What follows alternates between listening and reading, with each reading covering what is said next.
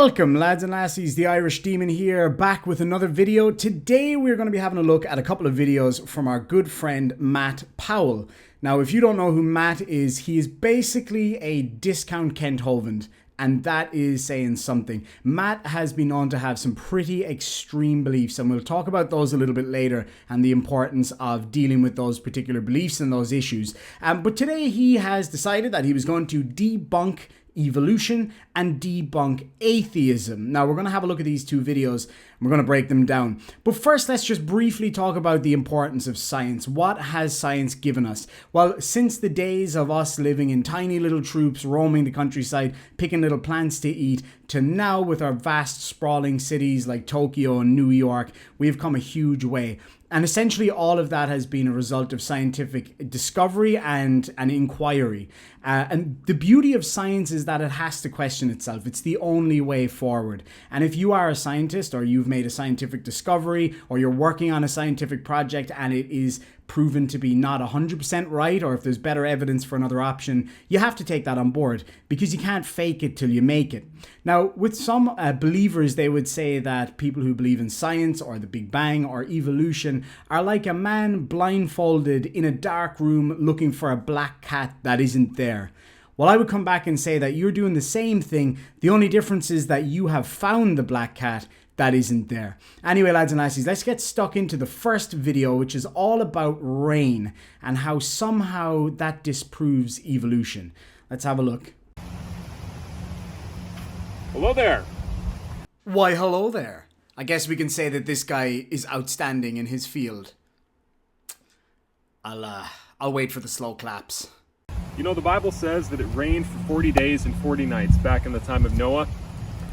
But the truth is, evolutionists will continuously mock that, and they'll say that it's a primitive idea that it rained for 40 days and 40 nights. But I want you to just take a moment, if you believe in evolution, to Google "rained for millions of years." The first thing that pops up is that time that it rained for 2 million years. So evolution teaches that it rained for millions of years, but you want to say that it's crazy that God caused it to rain for 40 days and 40 nights back in the time of Noah? Folks, what a joke. Evolution is such a joke. And evolution literally teaches that rain created itself for 2 million years in little droplets just sprinkled down as they were being created by magic, by nothing, for 2 million years. If you believe in evolution, that is the greatest form of primitive superstition that exists. What Matt Powell is talking about here, the 2 million years of rain, it's what's known as the Carnian pluvial episode. So the Carnian period was a time right around the middle of the Triassic period, and pluvial just means a lot of rain basically. And essentially, yes, the earth did become much, much wetter. Before that it was very arid and dry, and then it became really, really wet as the rain started to build up. So we saw rain at a level approximately the same as what you would see in the rainforest right now, maybe slightly more. So it certainly wasn't a global flood, that is absolutely for sure. But what it was a period of time where it went through a lot of localized flooding and then receding of that flood again, resulting in lots of marshland and things like that. So what we saw from that was a dying off of a lot of kind of ancient lizard species who thrived in the kind of dry, arid weather, and then, you know, an increase in the species that seem to thrive in the wetter and kind of damper weather. So it certainly wasn't a global flood, but absolutely there was massive localized flooding. It resulted in us finding huge ancient rivers in China and in Africa, massive lakes that had dried up, millions of years ago at this point. But we could see the deposits, we could see the creatures that lived within those lakes that are now deserts. So absolutely, that did happen. As for us laughing about 40 days and 40 nights of rain, I'm not really sure where you got that from. I come from Ireland, and if you've ever been to Ireland, you will know that 40 days and 40 nights of rain is basically what we call summer. And that is true. In Ireland, we get hundreds of days of essentially continuous rain, a lot of cold and things like that. We have an old joke in Ireland that the only difference between summer and winter is that in summer, the rain gets slightly warmer, and how true that is if you've ever been to my fair country. So as for the 40 days and 40 nights of rain, nobody is disputing that that is a possibility. What we are disputing is the fact that that would generate a global flood. It would require a complete suspension of physics and reality, not to mention the story of Noah having so many issues that it's essentially laughable for anybody who has any basic understanding of basically anything. Where were all the Australian creatures during this flood, etc., etc. There's some wonderful videos out there debunking Noah's flood. I'd point you to Aaron Ra's videos. They're absolutely awesome, and they break down just all of the logistics alone. Did God magic up hay for all of these animals? What did the carnivorous animals eat, etc., etc. So anyway, we could get into that all day, and actually maybe I will. Maybe I'll do a video about that at some stage. But then we get to the real issue here. He says that this somehow disproves evolution. Well, no, it doesn't. It, in fact, has nothing to do with evolution in any way, shape, or form in terms of the basics of evolution. If we were to talk about evolution in the most basic way, if we were to just break it down into a very, very simple concept, it is essentially slow and gradual changes within a population of a species, and usually they will break off into different species. Some will die off, some won't. And once they get further down those evolutionary lines, they will no longer be able to mate and reproduce fertile offspring. Now, again, that is at the population level. So if one individual, creature is unable to give birth to another animal for whatever reason, that doesn't mean that they're not an animal anymore. So we're talking about at that species level. So the best example that I usually think of is donkeys and horses. Nobody can deny that donkeys and horses are both equine. They're both very similar in a lot of ways. And when they mate, they can have, offspring, actually very useful offspring. And they are usually either mules or genets, or there's a few other names for the offspring. And they are generally unable to reproduce. So that's a very good example. They're close enough to produce offspring, but those offspring are then not able to reproduce down the line. That seems to be one of the best examples that I can come up with. It's also very common in fish husbandry, something which I'm big into. Trying to get different breeds of fish or whatever to interbreed can be really, really difficult, and most times doesn't work. So that's a good example of that. But how is that disproved by the 40-day Noah flood or the 2 million years of rain?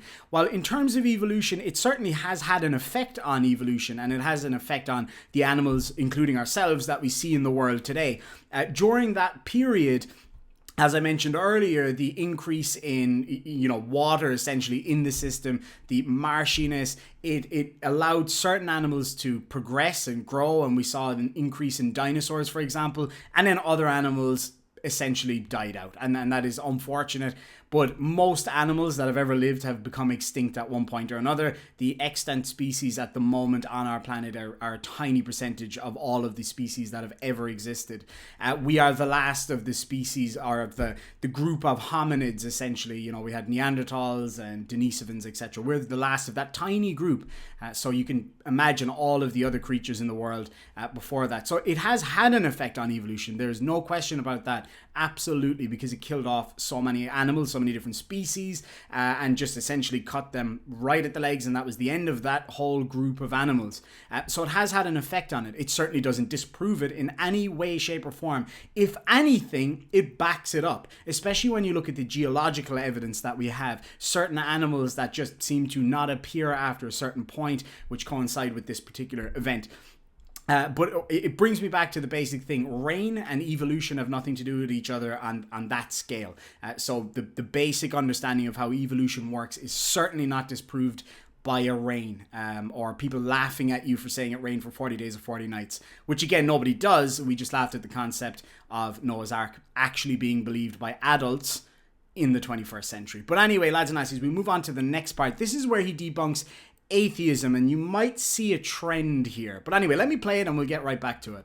And here's the thing, they always try to throw their own problems onto us. They'll say, well, Christianity, that book right there that you've got, that's a magic book. You know what's magical? Saying that the universe created itself from nothing.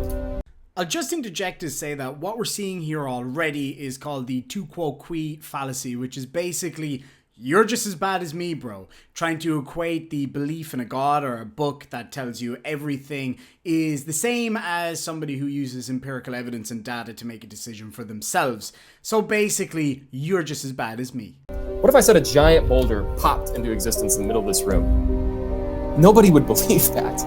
Unless, of course, your book told you that that happened, which it does. It says that a divine creator that we can't see or have any evidence of popped everything into existence within essentially a week and was so tired that he needed to take a break after it. But either way, you do believe that. If your book told you that, Jesus was walking down the street and he just clicked his fingers and a boulder appeared before their very eyes, you would believe it, just like all of the other things that are in that book that you believe without question.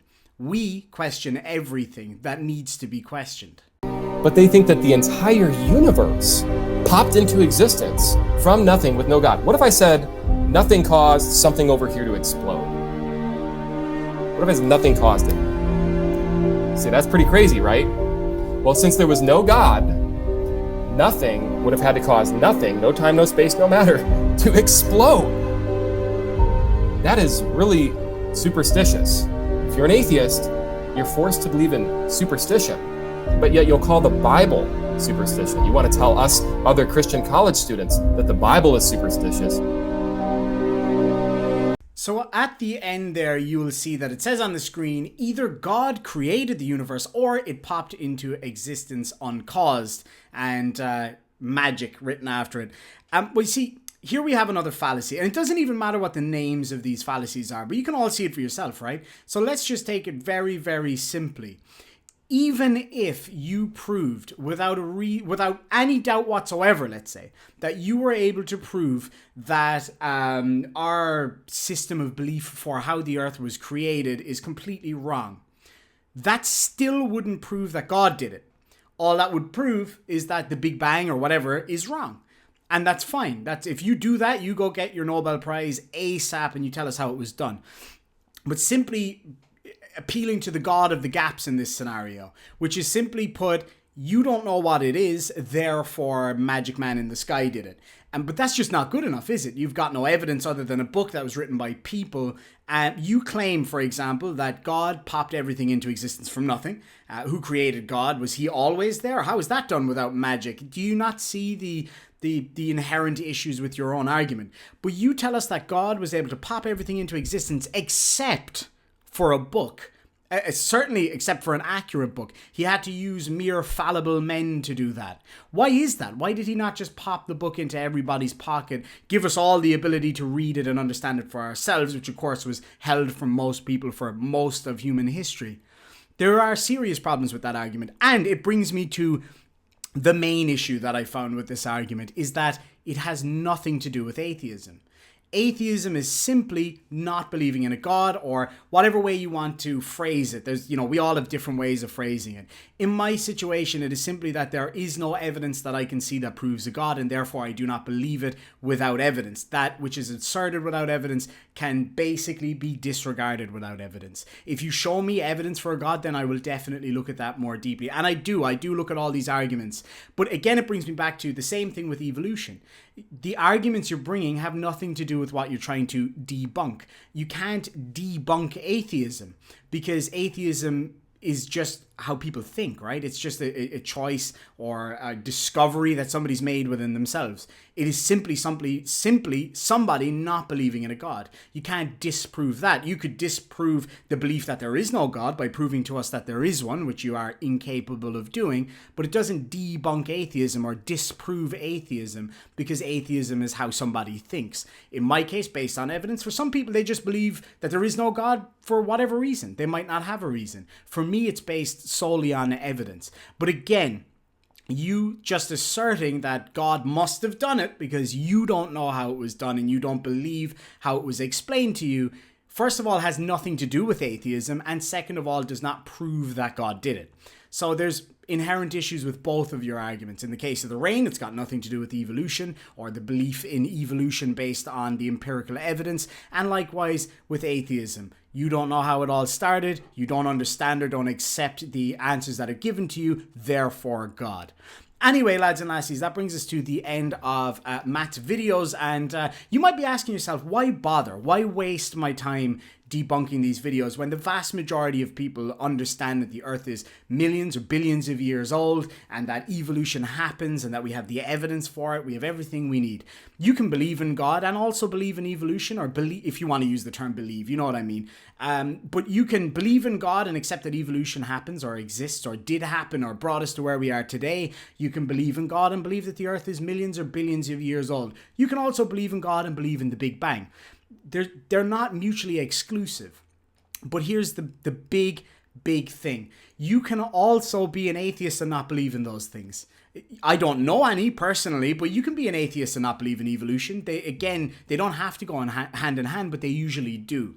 But why does this matter? What difference does it make if some random crazy pastor in some backwater town is preaching this to a lot of people who are just going to buy up everything he says regardless of what science has proven or disproven? It's because of the dangerous rhetoric that is spread by people specifically like him. Now, if you look at the likes of Kent Hovind, it's all just a big grift. It's all about money and not paying taxes. And yes, he makes people stupider just by being in the presence of other human beings. But ultimately, his rhetoric isn't horrifying. It's not like really bad. Matt Powell is a different kettle of fish. Matt Powell is a dangerous person. Whether you believe it or not, he absolutely is. I'm going to show you a video, not today, but you can go check it out for yourself, where Matt Powell talks about what he believes is true and false in the Bible. And ultimately, he believes everything in the Bible is true. When he was pushed on certain specific elements of it with respect to punishment, it was quite telling about the kind of person he is. He believes that the punishment for the crime, and I put that in serious parentheses or whatever, of being homosexual or trans is capital punishment. He genuinely believes that. He stated that. He said that he wouldn't want to mete that out, but he wouldn't have a problem with seeing it happen. And you might think that's, a lot of people probably feel that way and it's awful and everything. But then he was pushed on the question of unruly children. Of course, in the Bible, which is all forgiving and all the rest of it, it does state that the punishment for a child being unruly towards its parents is capital punishment. If you don't know what capital punishment is, Google it. I can't say it on YouTube. But basically, make somebody take the room temperature challenge just for being a naughty child. If my parents had followed the Bible to the letter, I would not be here telling you this story today 1,000 times over, maybe even more. And that is really dangerous, scary rhetoric. Now, maybe he doesn't necessarily actually believe those things or wouldn't actually carry those things out, because I do believe he is also just a grifter. But that's not to say that some members of his congregation wouldn't take every word he says seriously and act upon those things. That is scary, dangerous rhetoric. When you dehumanize people, it doesn't matter who they are. Any time in history where people have been dehumanized to the point of not even being worthy of existence, it has resulted in tragedy, either at the personal level, small scale attacks, etc., or at the greater level, as we've seen sadly a few times throughout history. Dehumanization of other people based on their race, their ethnicity, their religious beliefs, their sexuality, their gender, etc., is a very dangerous, slippy slope. And that is why I deal with these people the way I do. I will not stand for that in this world. If I can do anything to help stop it, then I will do. Anyway, lads and lassies, thank you so much for joining me today. I really appreciate it. I know some of these things can be pretty dark, but it's really important, I think, to cover these things and push through and try to spread truth out there. It's truth with acceptance. I have a lot of Christian friends. I have Muslim friends. I have Hindu friends. It matters not to me what you believe in terms of your gods or whatever, but we need to be reasonable. We need to be realistic. People aren't just going to abandon their belief systems just because of some scientific evidence. But when those belief systems become dangerous, we need to do what we can to help those people. It's as simple as that, or to help the people being affected by them. So anyway, with that, lads and lassies, thank you so much for joining me. I hope you enjoyed the video. If you did, make sure and hit that like button. Leave a comment down below. Let me know what you think, and we'll catch up with you soon. Gurv Mila Magat and Sláinte.